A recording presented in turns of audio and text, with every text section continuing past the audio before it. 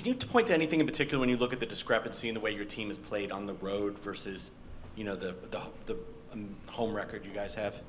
I don't think it's probably a lot of different things, but, in general terms, we have a great home environment that we play in, so we enjoy playing at home.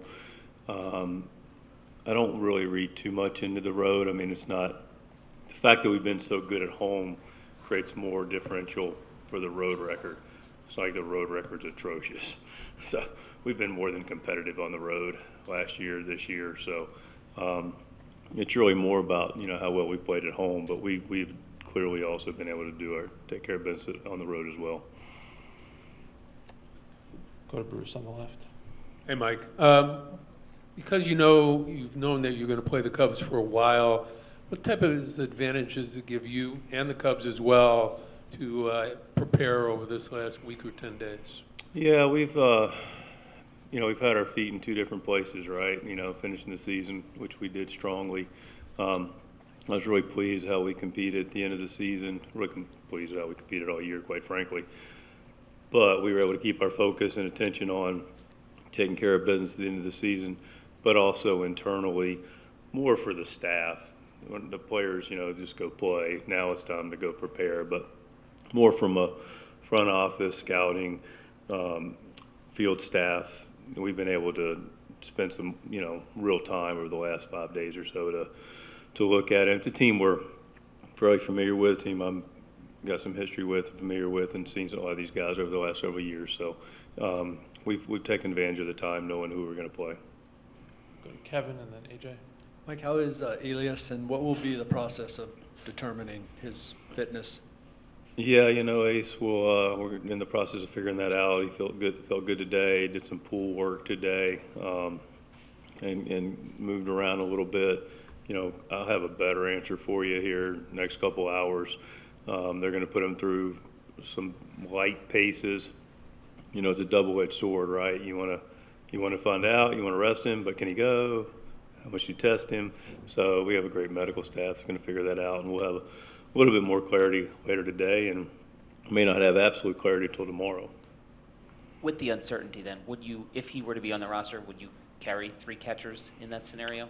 It's something, again, that once we get the intel from Elias today and have our discussion with AJ, we'll land on the roster here later tonight or potentially in the morning. Like I said, I think they've got to be announced formally at 10, and so it's still up for discussion internally. Having a guy like Mason in your bullpen who is not your closer, who you can kind of deploy where you need him in the late innings without giving away too much, how do you expect to use him this postseason, and what kind of weapon is that? Yeah, I think that goes for about all of our bullpen guys. Maury Hone has been used more in multiple places. We're going to trust our starters and see what that looks like. Obviously, we got Nicky going tomorrow, and we trust Nicky completely. And but specific to the bullpen and roles and usage, we've got Maury Hone, we've got Estrada, and to your point, Miller, who can be deployed. And in some cases, it can be a one-inning situation, but these guys are rested and have done multiple innings, and we'll use them appropriately for whatever role it calls for. But multiple innings will be on the table for all of them. Jesse. Mike, one of the great cliches this time of year is that everything resets. What happened in the regular season doesn't matter in the postseason. I guess from your experience as a manager in this game, where do you land on that, and how much what happened in the regular season matters now? You create an identity with your club for what took place to get you here. So what took place in the regular season is real, and we're going to rely on those experiences. To AJ's question about the bullpen, our bullpen's been used in multiple different ways, so there's not going to be a scenario really where it's going to be they haven't seen it before. We've done a lot of different things to compete that sometimes teams can wait to do in the postseason, as far as bunting or moving runners or just different style of play. Well, we've normalized that during the regular season, and we're going to draw upon it. And then the last thing is, it's a battle-tested club. This hasn't been a straight line, and I think that's going to be the case for any playoff team, right? No one's had a easy road to get to the playoffs, so we're not unique in that. But specific to the Padres, we've had our challenges. We've had our challenges with, our starting pitching. We've clearly, our bullpen's been a strength. We've had our challenges with injuries. We've had a lot of different lineups. We've had a lot of different ways to compete, and we've been able to hold it together and win games and get here. So that battle-tested individual collectiveness that we have is going to serve us well. Let's go to Jesse in the fourth row. Mike, Wrigley's played pretty volatile this year defensively, sun, wind. Was it by coincidence you're working out about the same time as the first pitch tomorrow, or did you really want it at this time? Yeah, I think it was open, so we took it. Yeah, and to your point, we know it's I'm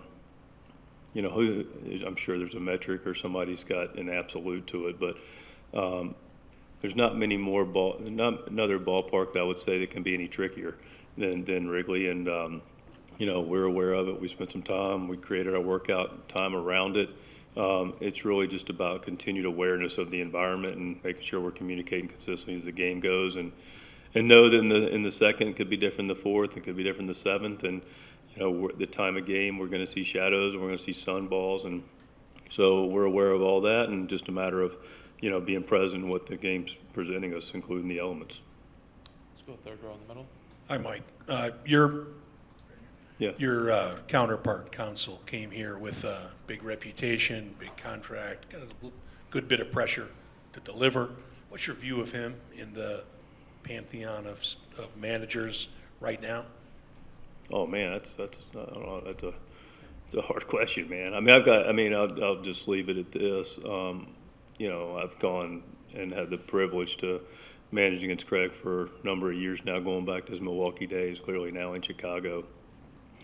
And every team, we were in the same division. Our teams went to the wire every year, back and forth. And there's no surprise he's come over here, and Chicago's going back to the playoffs under his guidance. So he's a very good manager. He's a really sharp guy, and we know we've had some good series over the years. And he does a nice job.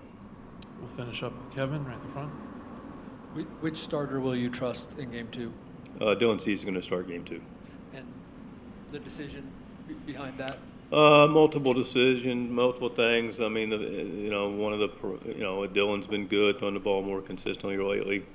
He kind of let up, and it gives, if indeed there's a Game 3, and Darvish is in play, it gives him an extra day rest. Dylan's rested.